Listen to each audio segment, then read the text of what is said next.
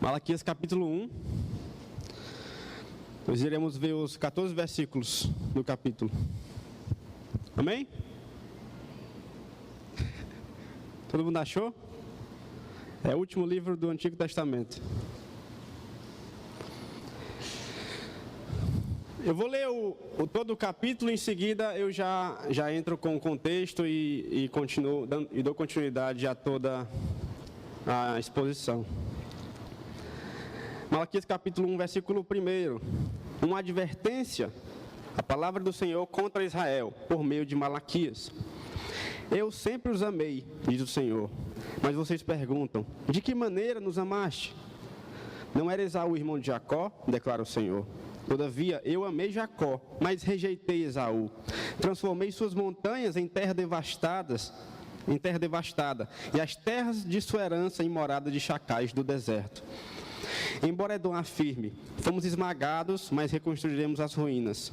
Assim diz o Senhor dos Exércitos, podem construir, mas eu demolirei. Eles serão chamados terra perversa, povo contra quem o Senhor está irado para sempre. Vocês verão isso com os seus próprios olhos e exclamarão, grande é o Senhor, até mesmo além das fronteiras de Israel. O filho honra seu pai, e o servo o seu senhor. Se eu sou pai, onde está a honra que me é devida? Se eu sou Senhor, onde está o temor que me devem? Pergunta o Senhor dos Exércitos a vocês, sacerdotes. São vocês que desprezam o meu nome. Mas vocês perguntam, de que maneira temos desprezado o teu nome? Trazendo comida impura ao meu altar. E ainda assim perguntam, de que maneira te desonramos? Ao dizer que a mesa do Senhor é desprezível. Na hora de trazerem animais cegos para sacrificar, vocês não veem mal algum. Na hora de trazerem animais aleijados e doentes como oferta, também não veem mal algum. Tentem oferecê-los de presente ao governador. Será que ele se agradará de vocês? Será que ele os atenderá? Pergunta o Senhor dos Exércitos. E agora, sacerdotes, tentem apaziguar Deus para que tenha compaixão de nós. Será que com esse tipo de oferta ele os atenderá? Pergunta o Senhor dos Exércitos.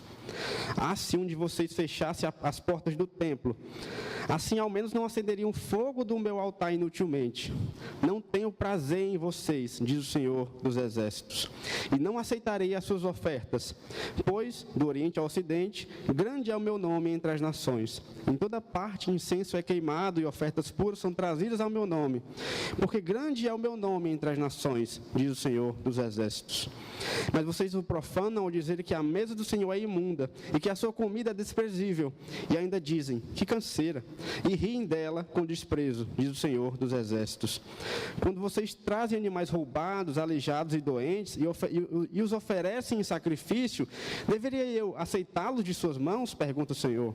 Maldito seja o enganador, que, tendo no rebanho um macho sem defeito, promete oferecê-lo e depois sacrifica para mim um animal defeituoso, diz o Senhor dos Exércitos, pois eu sou um grande rei e o meu nome é temido entre as nações. Oremos. Deus eterno, nós lemos a tua palavra e queremos pedir que o teu Espírito venha sobre nós neste momento, que o Senhor esteja dirigindo, ó Pai, esse momento para a honra e glória do teu nome. Como é difícil, ó Deus, estar aqui. Como é difícil falar da tua palavra em um texto que fala tão forte. Como nós devemos prestar o nosso culto a Ti, Deus. Senhor, tem misericórdia da nossa vida e nos faz entender que o Senhor é santo e importa que o Senhor seja adorado em espírito e em verdade, de maneira digna, Deus. Em nome de Jesus. Amém. Meus irmãos, Malaquias, o último livro do Antigo Testamento.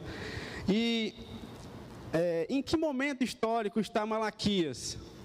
Eu queria começar a falar da história de Israel desde Salomão. A gente sabe que o pai de Salomão foi Davi.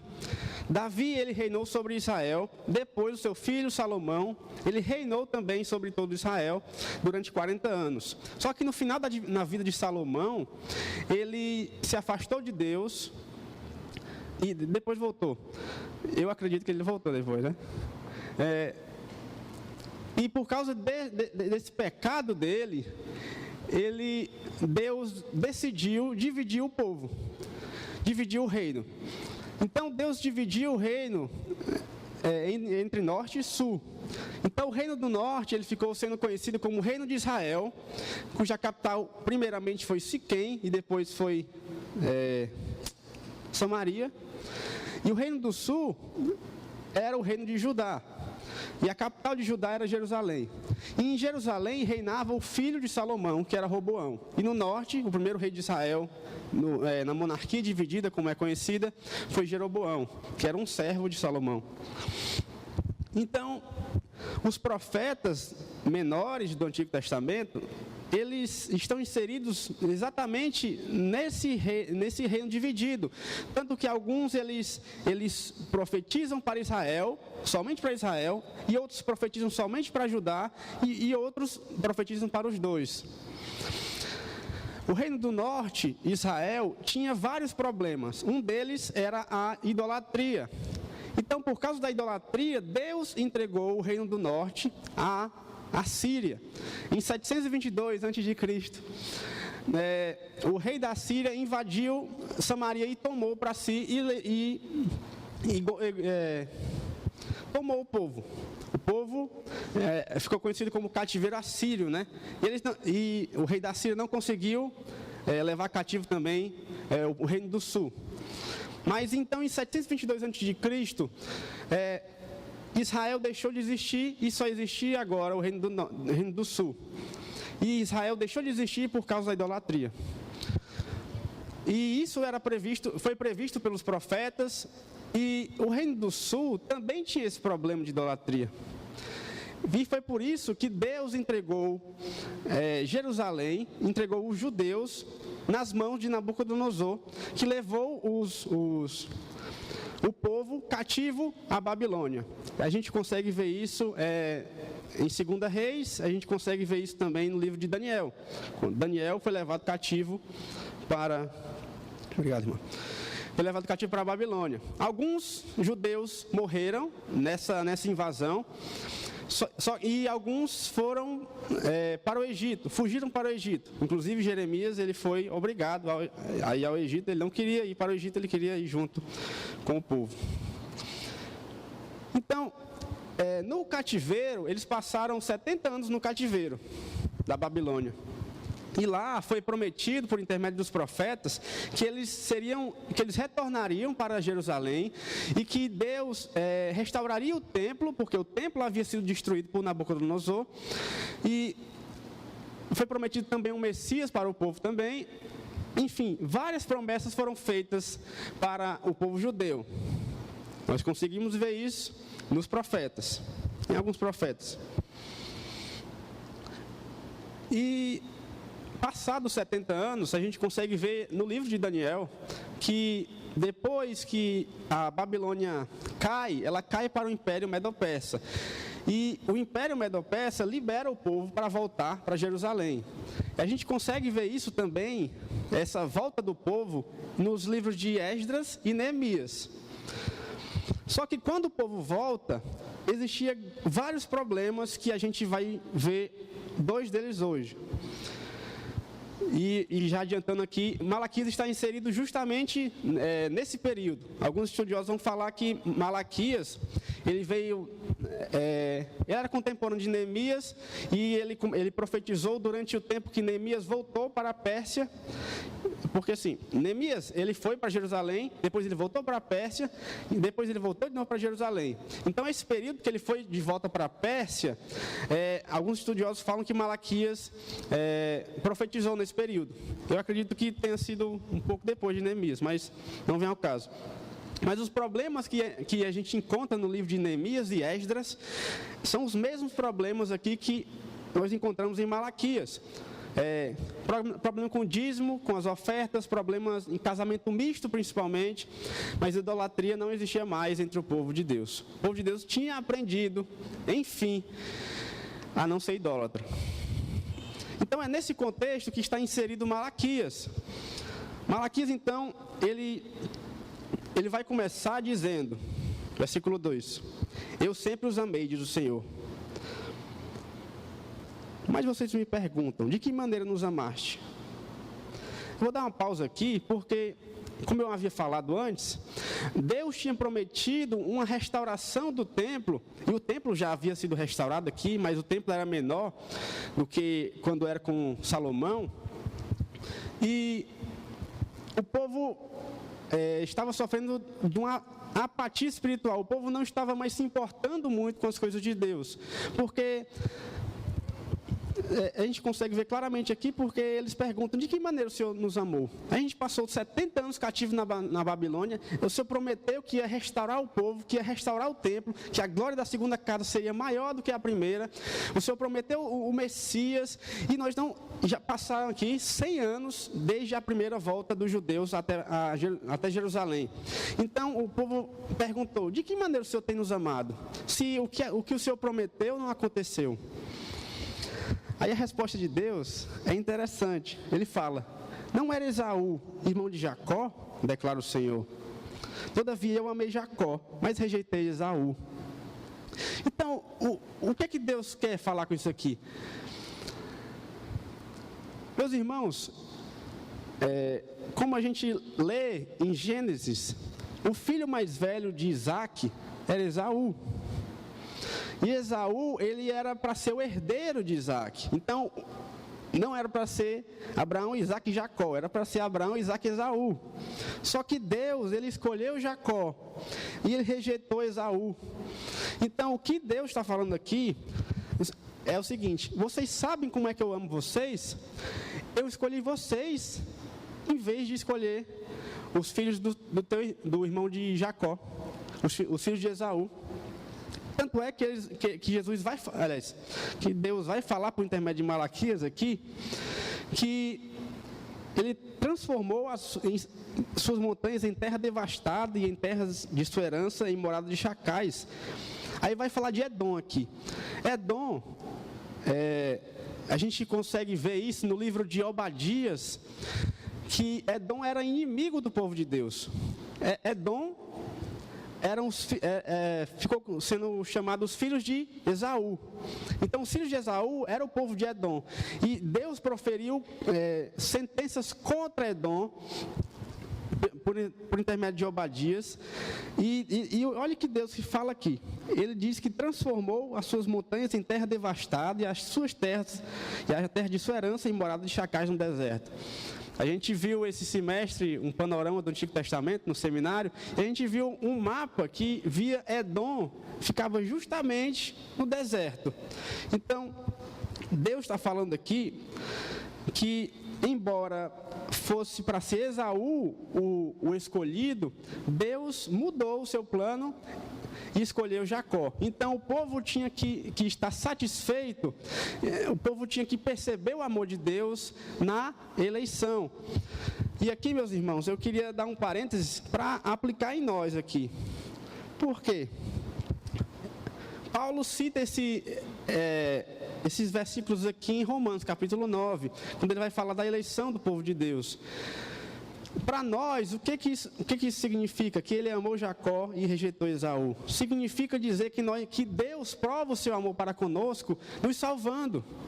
A nossa salvação, ela é motivo de grande alegria para nós.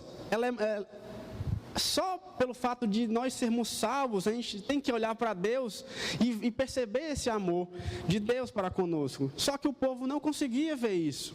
O povo estava tão desanimado, o povo desprezava tanto a Deus, que ele não conseguia ver o amor de Deus na vida deles. Mas Deus continua falando, embora Edom afirme, fomos esmagados, mas reconstruiremos as ruínas, assim diz o Senhor dos Exércitos. Podem reconstruir, mas eu demolirei, e eles serão chamados terra perversa, povo contra quem o Senhor está sempre irado, ou irado para sempre. Então, embora Edom afirme que, embora os inimigos de Deus continuem a vir, Deus, Ele prova o seu amor para conosco, nos protegendo e esmagando aqueles que perseguem a igreja, fazendo uma aplicação para os dias de hoje.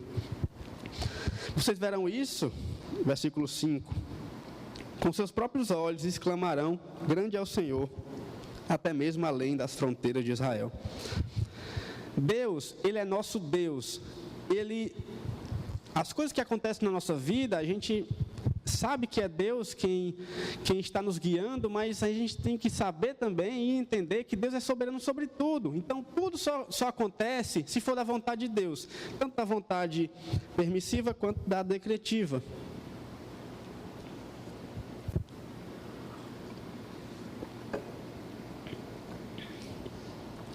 E esse é o primeiro ponto aqui, meus irmãos. Na apatia espiritual que o povo estava passando, porque eles achavam que era chegado o momento da restauração total do povo de Israel.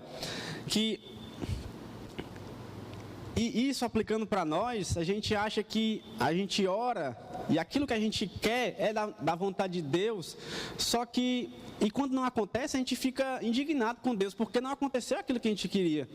Mas a gente tem que entender que não estava na vontade de Deus.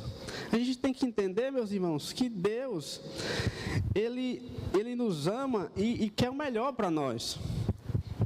E essas coisas que acontecem na nossa vida e a gente pede a Deus e as coisas não vêm, a gente tem que ver que Deus é soberano sobre tudo e Ele quer o melhor para nós.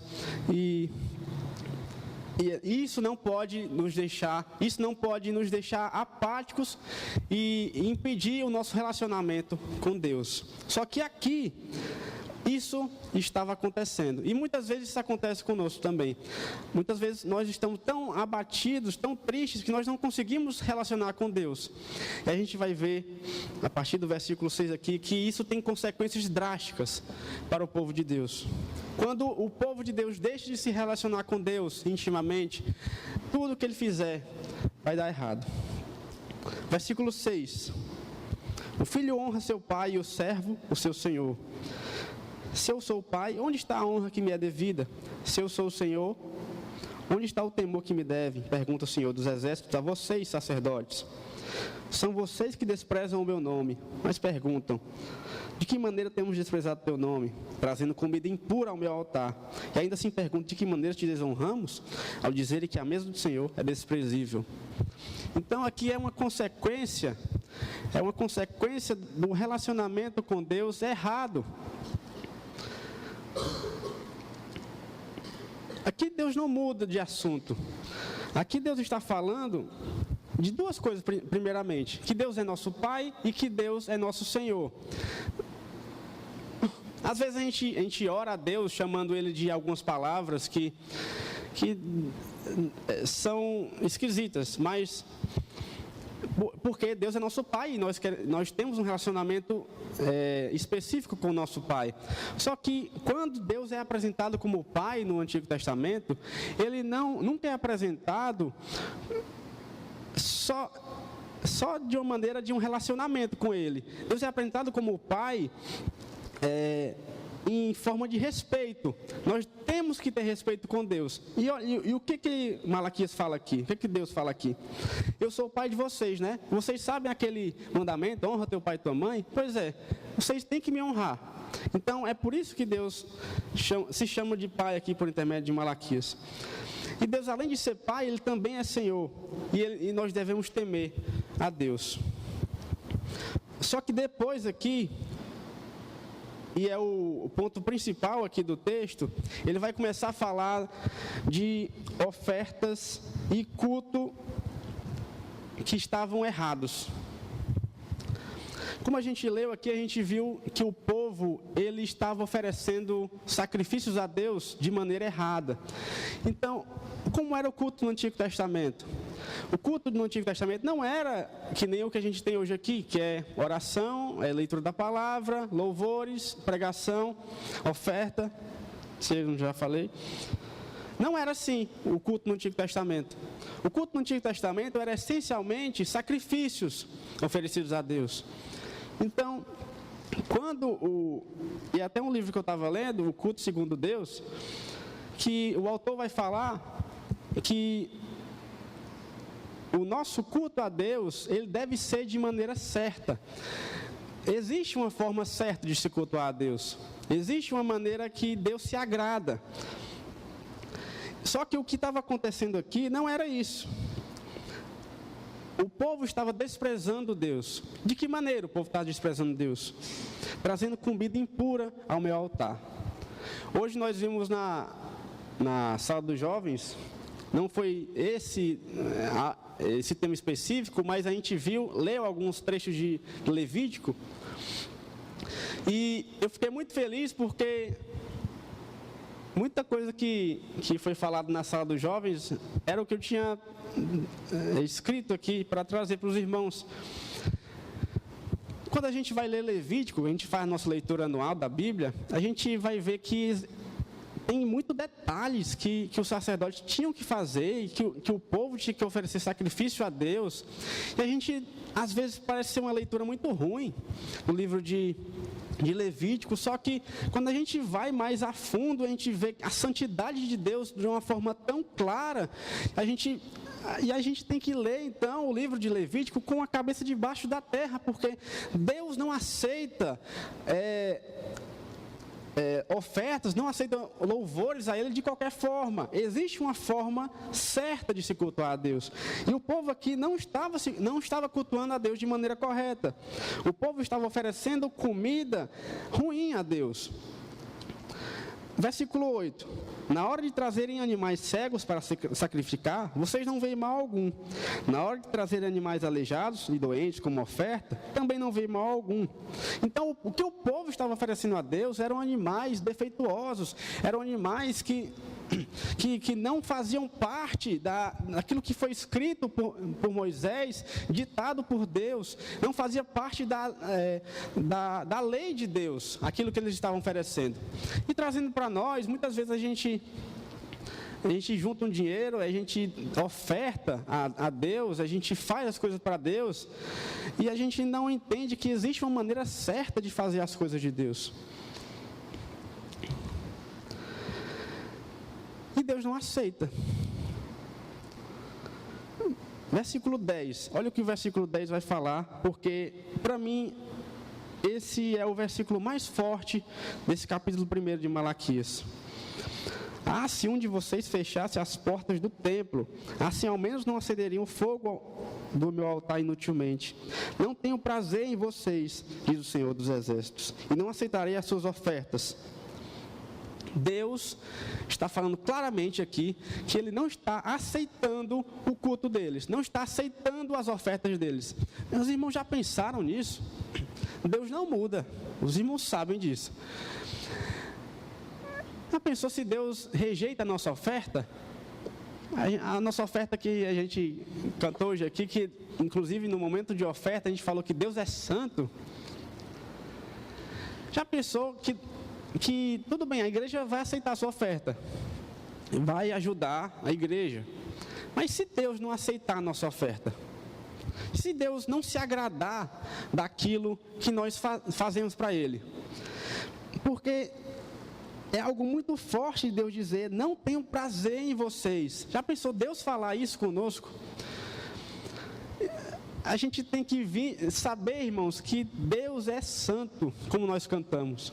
Nós temos que saber que importa que nós o adoremos em espírito e em verdade. E nós só podemos agradar a Deus, nós só podemos fazer algo que Deus tenha prazer nisso, se nós formos santos como Ele é. O que Hebreus vai falar? No capítulo 11, versículo 6. Sem fé é impossível agradar a Deus. Meus irmãos, é forte, né? Sem fé é impossível agradar a Deus. E daí eu falo aqui abertamente, meus irmãos, os espíritas podem fazer ação social, podem ajudar os necessitados, os católicos podem fazer também, mas se eles não souberem que Deus é santo e crê nisso, se eles não tiverem o Espírito Santo neles, Deus não vai se agradar disso.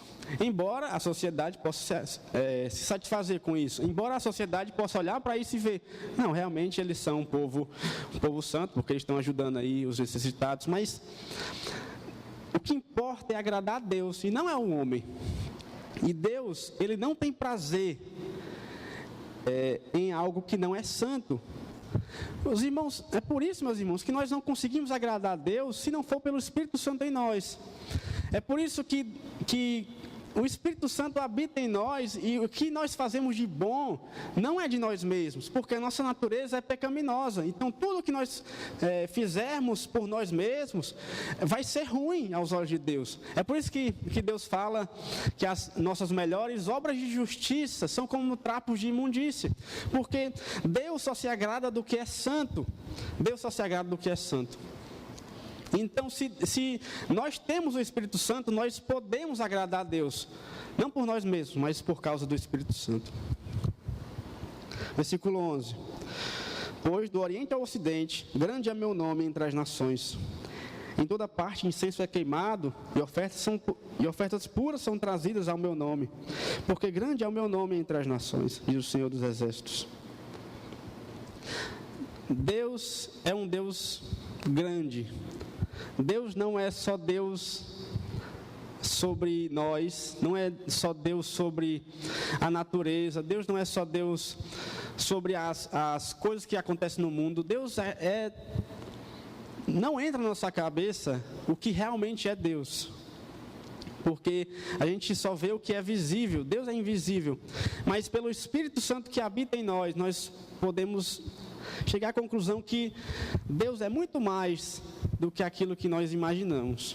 Deus está muito acima do nosso intelecto, embora nós às vezes tentamos encaixar Deus dentro de um quadrado e usá-lo de forma que a gente quer, embora isso aconteça.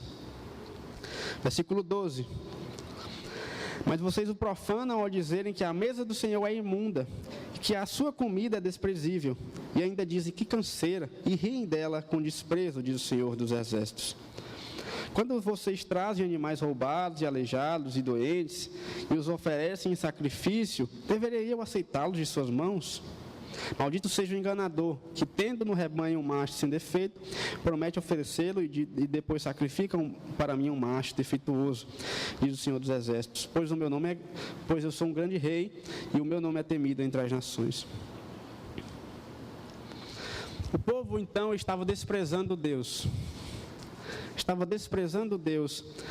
E tudo bem, aqui no começo ele vai falar dos sacerdotes. Os sacerdotes estavam corrompidos. Eles tomaram para si a herança sacerdotal, só que eles se corromperam.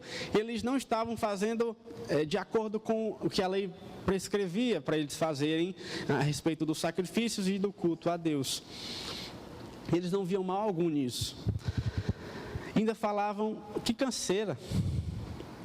Mas a gente tem que entender que os sacerdotes são um reflexo do que é o povo. Um povo corrupto vai ter sacerdotes corruptos. Isso é o que acontece no Brasil, meus irmãos. Um povo corrupto tem os seus governantes corruptos. Mas Deus rejeita aqui. Deus rejeita e amaldiçoa quem faz de maneira errada.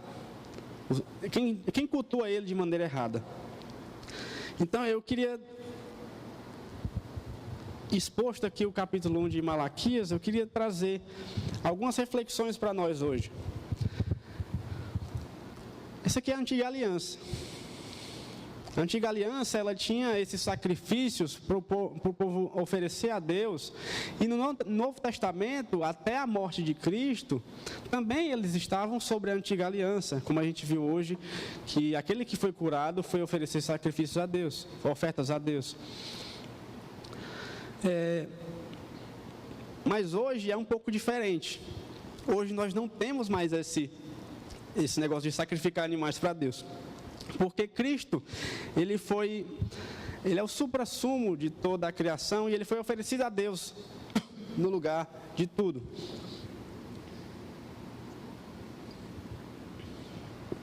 Foi oferecido a Deus em sacrifício, e o sacrifício de Deus foi agradável, de Cristo foi agradável. E nós não precisamos mais oferecer sacrifícios a Deus, sacrifício de animais a Deus, justamente por causa disso. Mas uma pergunta que eu me fiz ao ler esse texto é: será que o nosso culto, será que o meu culto a Deus, ele é agradável aos olhos dele? Será que existe uma forma hoje, uma forma hoje de cultuar a Deus de maneira certa, porque aqui era bem pragmático. Estava escrito em Levítico a maneira certa de você cortar a carne, o que pegar dentro do animal, estava tudo escrito de maneira tão clara que a gente olha e fala, realmente Deus é santo.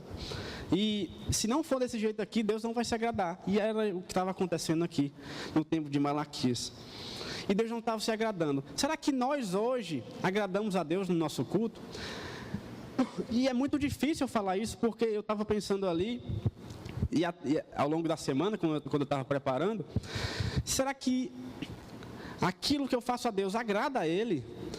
Porque não importa a intenção. A intenção deles aqui podia ser até boa. Não, eu estou oferecendo sacrifício a Deus aqui porque Deus é santo, eu creio em Deus, trazendo para nós hoje. Não, eu dou oferta aqui porque eu quero que o reino de Deus cresça, que o nome de Deus seja levado a todas as nações. A nossa intenção pode até ser boa, mas será que nós estamos fazendo da maneira certa? Da maneira certa? E existe uma maneira certa de se cultuar a Deus?